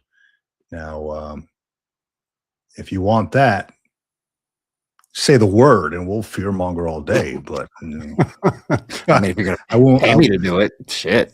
Yeah. I won't sleep well at night about it, but you know, let me know. No. Let me see. With all the fraud, they're finding states, of course. They're trying to squeeze veterans. We all know that. Yes, they are. They're all over. I mean, it's a money game, right? Like, where can we get the money from for other things, you know? And if there's systems or processes in place that are not being or potentially underutilized or underused, they're probably going to look at that as well. So sign up for VRNE, use that benefit.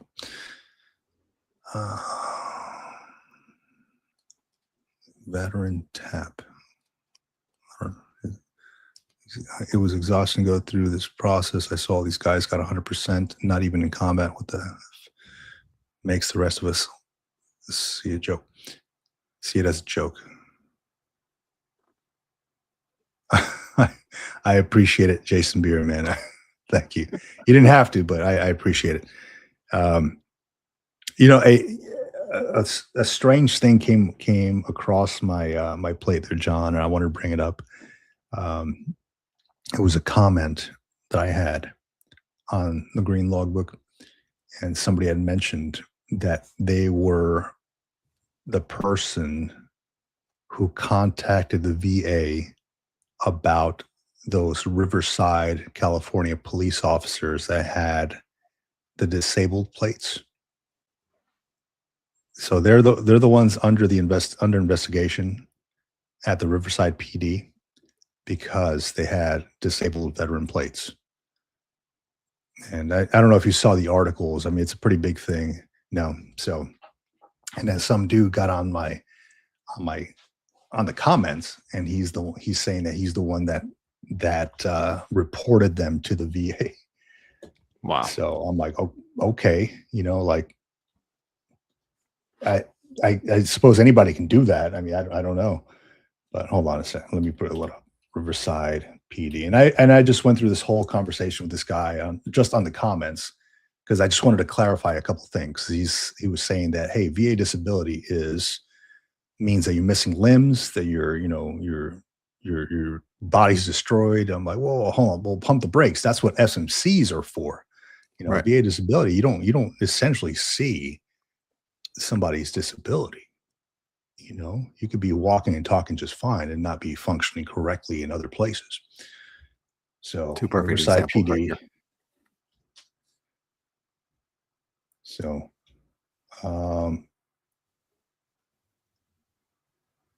I would have brought up LA Times, but LA Times makes you pay. But essentially, this is the same thing here.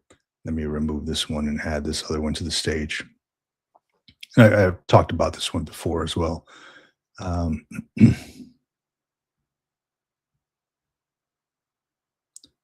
are you at? There you go.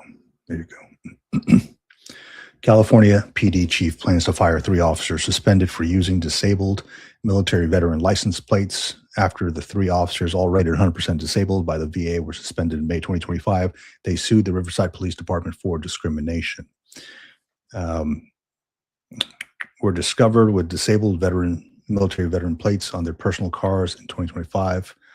Officers, all rated 100% by the VA, certified they were eligible for DMV issued license plates.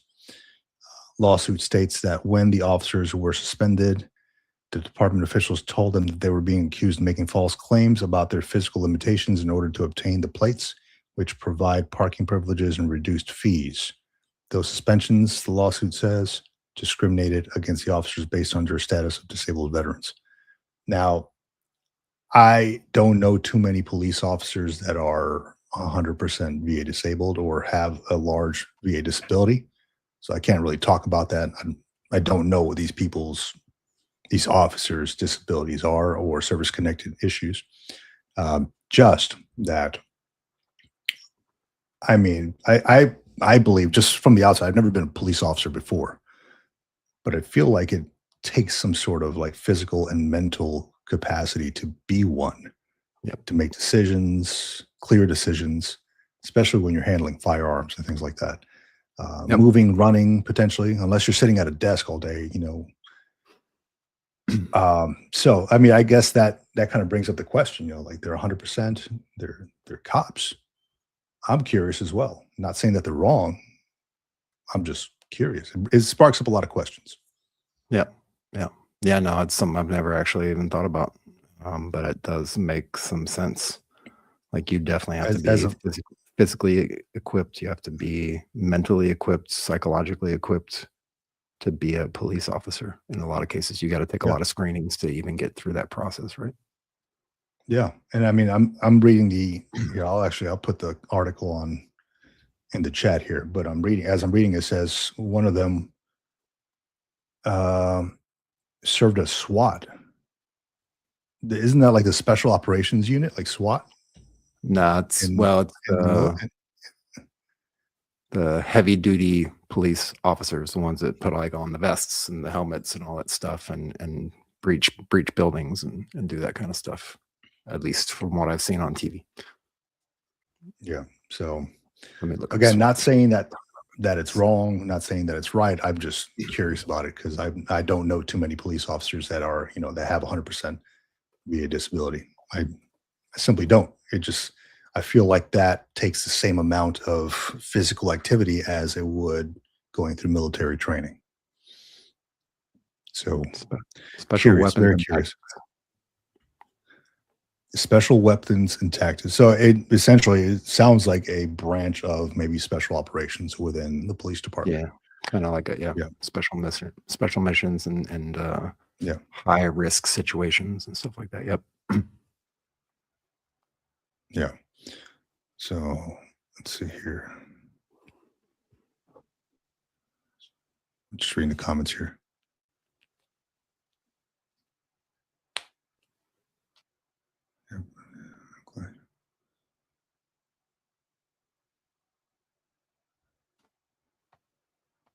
Display needs to be rewarded. Yeah, exactly. That. Yeah, ATC. Thank you for that. Yeah, missing limbs. Yeah, so that was my response to that gentleman too. Like missing limbs, you don't have to have missing limbs in order to rate VA disability, right? It has to be, that's what the SMCs are for, special monthly compensations. Let me see here.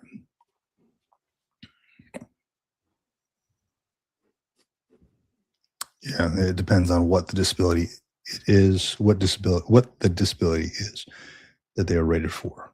Hard one to armchair quarterback without the knowledge. Yeah, exactly.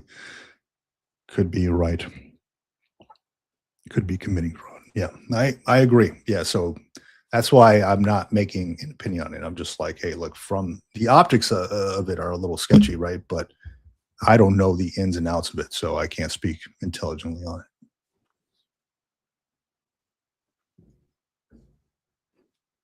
That's what it is, man. And this was a comment that I made on the TikTok video that I made a while back. Not that I was making TikToks. It was a video that I commented on TikToks. People are putting, I don't do the dances and all that stuff on TikTok. TikTok and booty pop. Nobody wants to see that trash, man. Nobody wants to see a freaking 40-something-year-old veteran dancing around doing TikToks in parking lots and stuff. Booty popping. Likes and subscribes. No, twerking. Who wants to see me twerking, dude? Come on. Twerking at the VA. That's it. Somebody do a video like that, twerking at the VA. Waiting for my back appointment, twerking at the VA.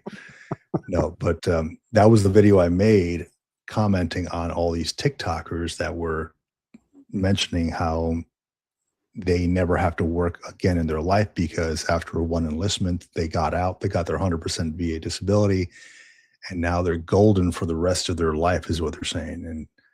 And bad optics, man. It was like, some of them were like dancing in the parking lot, just like I mentioned. Some of them were like, just flaunting it. It didn't look good.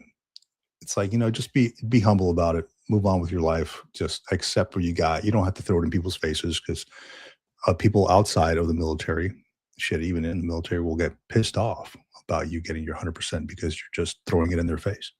Yep. It doesn't look good. It is like I mentioned, bad optics. And that's what caused me to make that video. It's like, hey, just because you can doesn't mean you should. Just because you can post something online doesn't mean that you should post that online. You don't have to tell everybody your business. You don't have to tell everybody you meet your 50%, 100%, 80, whatever it is, whatever you are. Nobody else's business but your own.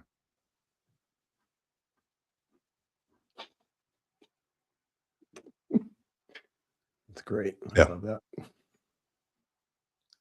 It's awarded. Are we talking about? Oh, okay.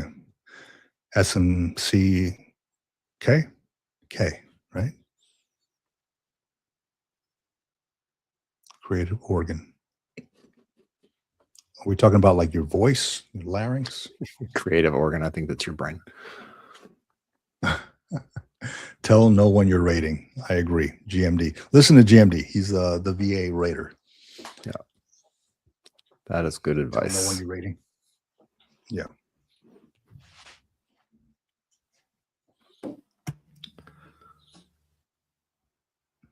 Yeah, don't look good. Yeah, good stuff, man. Good stuff. So a lot more going on this week, more school stuff. Thankfully, I'm going through the accelerated course, so it's going to be finished here in 2 weeks and then on to the next one. But it is what it is. And, if you want to get back in that VRE mindset, that academic mindset, you're going to have to adjust significantly. And time management is real, which I'm trying to get back into the game on. So time management is real. With that, yeah, sign up for all that stuff. Jump on the military retirement group on Facebook if you haven't already done so. Awesome group of folks. I just approved probably like 6 or 7 folks on there. We're about 3,000 veterans, both active duty and vets. Doesn't matter if you are a veteran. Doesn't matter if you've done 4 years or 40 years.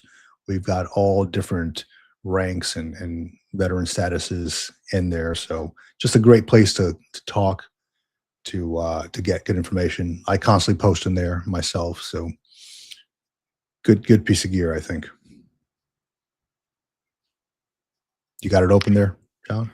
Yeah, I got it open. I was just looking at graphics.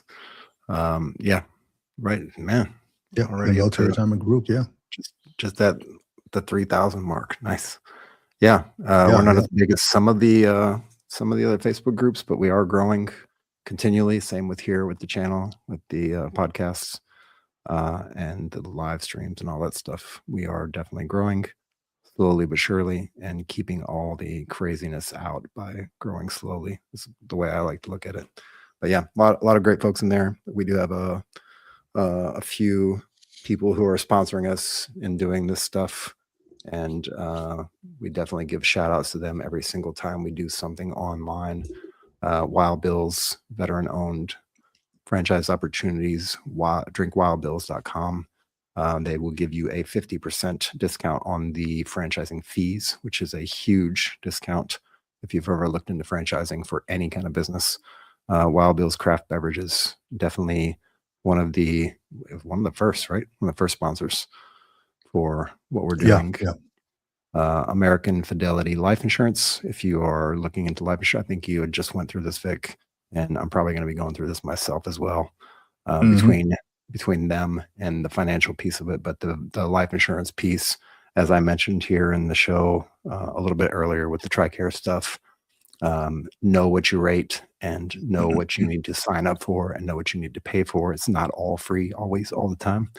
And if you Yeah. can get that life insurance stuff locked in before you get out of service, before you retire, before you ETS, it's definitely better. But if you cannot, or you just missed the boat on it, or you forgot about it, or missed a step, you can contact these folks and they will walk you through some options to get your life insurance stuff in check. Hell yeah.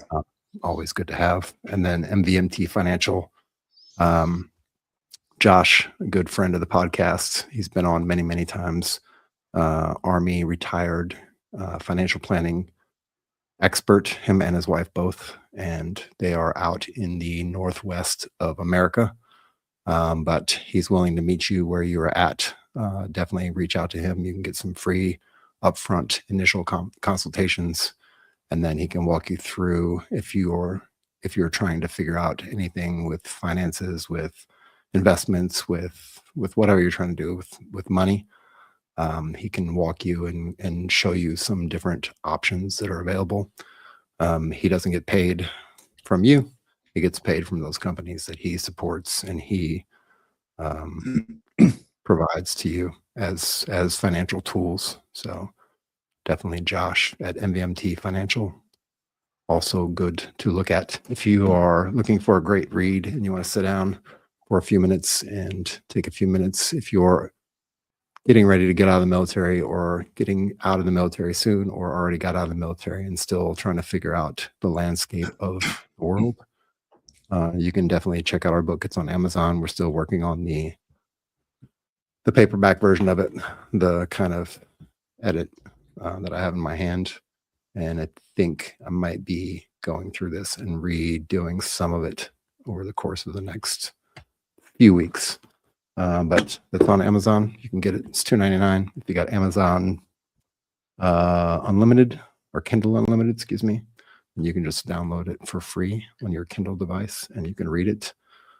Just a quick primer, 10 short chapters, what to think about before you get out of the military. Even after you've gotten out of the military, there's still a lot of stuff in here you probably want to think about. Some of the things we talk about in here that are not so widely known, like VRNE, which we talk about right now on the show a lot since we're actually going through it. And yeah, that's about it. Check us out on socials.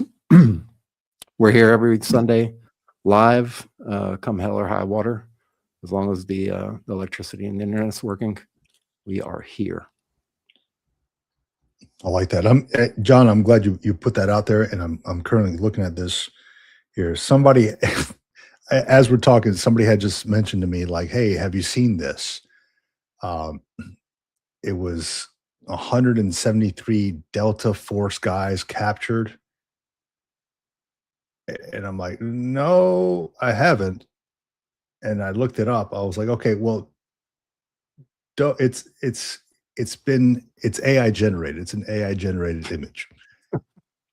Okay, and this is what I'm talking about here. Go AI. This is what I'm talking about is don't believe all the BS on Facebook, man. Holy shit, man.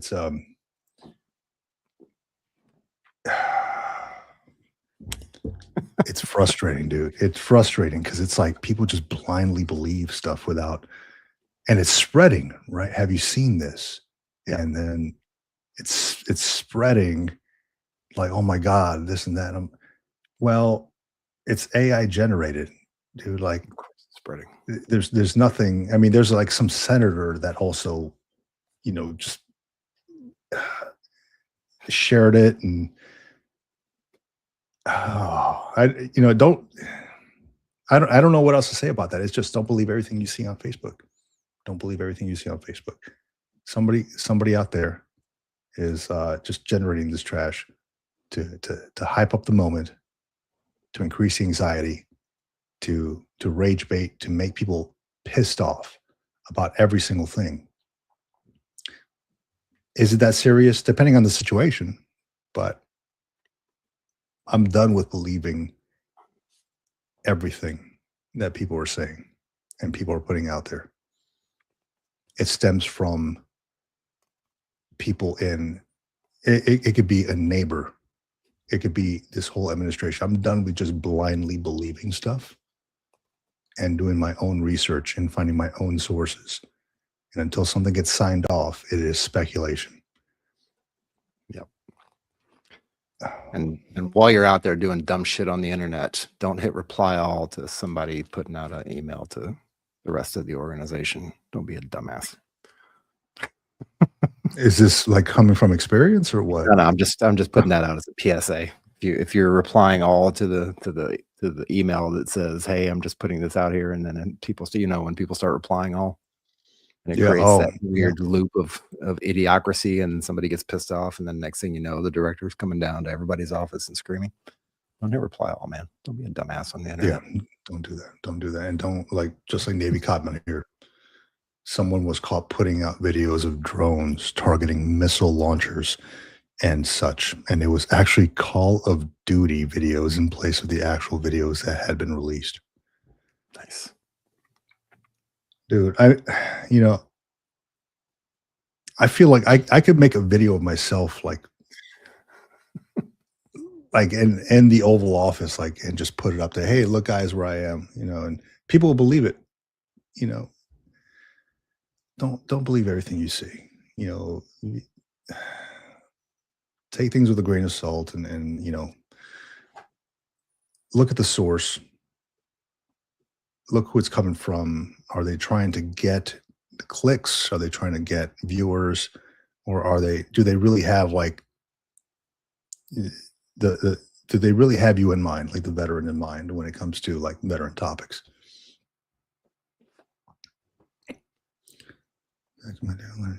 You can't trust everyone. If you blindly trust, it can mean your life. Yeah, if you blindly trust, you can mean your life. Yeah, or it can mean your health at this point with all the crap running around there. It can mean your health. So, yeah, don't believe everything. Put the phone down. Go outside. Step away from the phone. Sir, step away from the phone. Put the phone down. Yeah, all good stuff, man. I really appreciate our time here, John. Really appreciate everybody in the chat. Yeah, I think 660 Love mentioned it right on there. In this day of social media, we're being bombarded on multiple fronts. It has folks' brains in overload. The human brain cannot focus on so many things at one time. It is an incredible tool, and it can do a ton of things. However, when you overload it with too much information, you lose focus, and you cannot focus on everything at one time. The term multimedia is meant for computers, or not multimedia. What word am I looking for? Multitasking.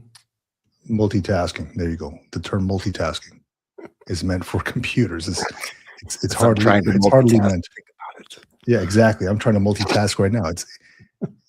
technically you can only focus on one thing at a time, unless you have like the pug eyes trying to read the article that GMD sent me and trying to focus on the camera here. Yeah.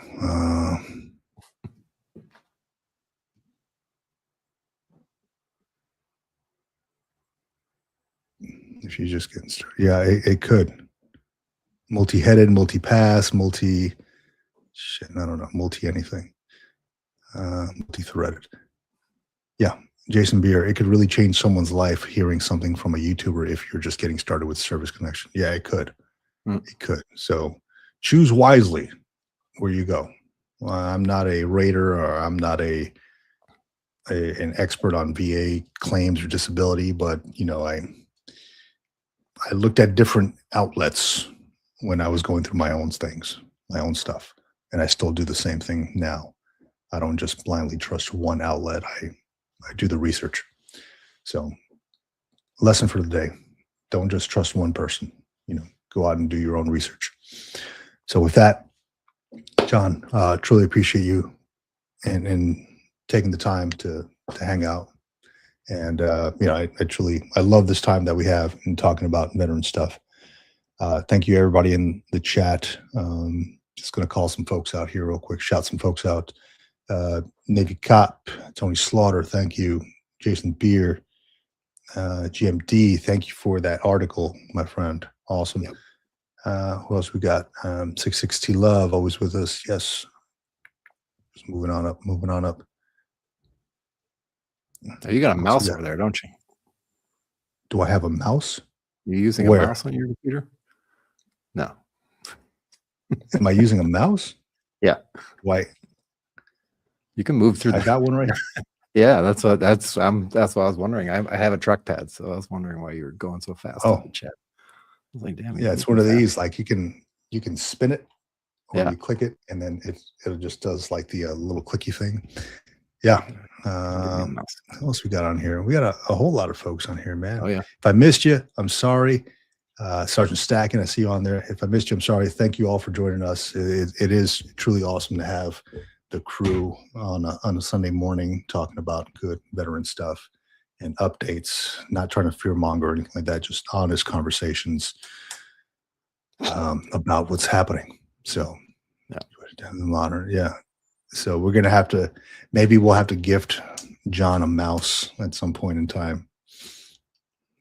I'm telling you this. What do I have? I'm working with the Logitech MX Master 3S. Cooking with Crisco over there. I just ran out of USB ports. That's my problem. I need to get. No, this one's Bluetooth, man. It connects straight to the Mac, and between this and the Logitech keyboard, it's all through Mac. It's no USB required. So that's my homework assignment for next week, is to get a mouse. There you go. All right. Well, I truly appreciate you guys. Thank you all for joining us on this episode of the Military Retirement Podcast. I'll be releasing another video on the Green Logbook here this coming week. Hope everybody has a great week. Stay safe. And if you're going through a rough time, dial 988, the Veterans Crisis Line. I will put some cheese on that mouse. I promise. Out here, everybody. Have a good one.